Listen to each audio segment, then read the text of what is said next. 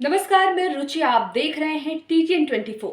मुख्तार अंसारी की मुश्किलें लगातार बढ़ती जा रही हैं। ताजा मामला, माफिया मुख्तार अंसारी की पत्नी आफसा के खिलाफ एक और केस दर्ज हुआ है। मुख्तार के साले आतिफ रजा अनवर शहजाद पर भी केस दर्ज हुआ है। बता दें कि गाजीपुर की सदर कोतवाली में इन सभी के खिलाफ धारा 406, 420, 386, 506 आईपीसी के तहत केस दर्ज किया गया है। गाजीपुर के सैयदबाड़ा के रहने वाले मसूद आलम ने ये केस दर्ज कराया है। यूं देखा जाए तो मुख्तार अंसारी की मुश्किलें दिन ब दिन बढ़ती जा रही हैं। की पत्नी आफसा अंसारी और उसके दो साले एक अन्य जाकिर के 4 लोगों के खिलाफ सदर कोतवाली क्षेत्र में एक केस दर्ज किया गया है। पूरा प्रकरण क्या है? 24 तारीख में एक मसूद आलम नाम के व्यक्ति हैं, उनके द्वारा थाना कोतवाली पर एक प्रार्थना पत्र दिया गया था, जिनके द्वारा ये आरोप लगाए गए थे कि उनके व उनके 3 अन्य सहयोगियों के द्वारा एक विकास कंस्ट्रक्शन नाम की कंपनी बनाई गई थी। कालांतर में वर्ष 2010 और 2012 में आफसा अंसारी, अनवर सज्जाद और वह अन्य इनके जो भाई हैं, इन्होंने धमकी देकर, डरा धमकाकर, जान से मारने की धमकियां देकर उनकी कंपनी में अनाधिकृत रूप से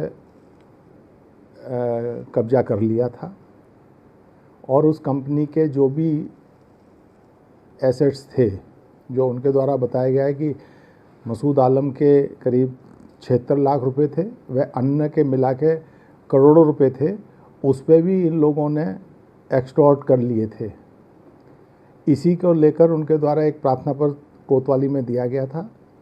प्रथम दृष्टया गंभीर अपराध होने के फलस्वरूप इस पर सुसंगत धाराओं में अभियोग पंजीकृत किया गया है और इसकी इन्वेस्टिगेशन चल रही है और इन्वेस्टिगेशन के क्रम में जो भी तथ्य संज्ञान में आएंगे, जो भी दोषी हैं, उन पर कठोरतम कार्रवाई की जाएगी। हो सकता है इसमें कुछ और भी लोग आएंगे। जब इसकी विवेचना आगे बढ़ेगी तो हो सकता है इसमें कुछ और लोग भी इसके दायरे में आएँ, तो सभी के विरुद्ध जो नियमानुसार कठोरतम कार्रवाई है वो की जाएगी। मोटे तौर पर सर, ये विकास कंस्ट्रक्शन कंपनी या फर्म जो भी थी, उसकी ये सब शेयर होल्डर थे और हिस्सेदारी हड़पने का मामला है क्या? ये पूरी कंपनी हड़पने का है, क्योंकि जो ओरिजिनली प्रमोटर्स थे इस कंपनी के, जो इन्होंने अपनी FIR में अंकित कराया, केवल उनमें से एक व्यक्ति रहा है।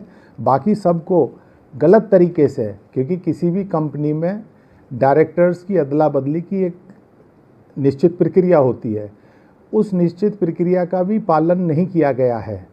और बाकी ये सब चीज़ें अभी और जब विवेचना होगी और चिटफंड जो रजिस्ट्रेशन सोसाइटी है उससे भी इसके बारे में जानकारी की जाएगी, क्या नियम हैं क्या नहीं है।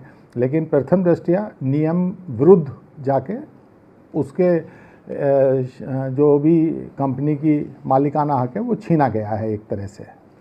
किस सन में सर ये रजिस्टर्ड हुई थी पहली बार?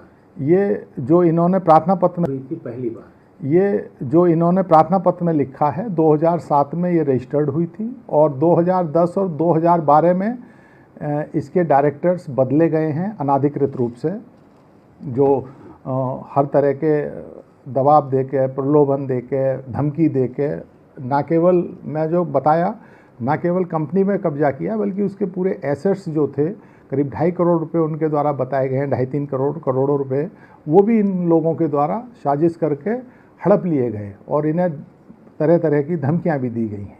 जांच सर किन धाराओं में हो रही?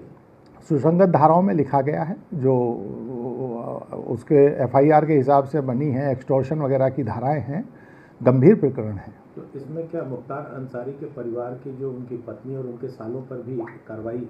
अरे वो मुख्य दोषी है इसमें, जो नामित अभियुक्त हैं। मैं ये कह रहा हूँ इसके अलावा और भी लोग जो इसके पर्दे के पीछे होंगे, क्योंकि वो विवेचना में आएंगे, उनको भी नहीं बख्शा जाएगा।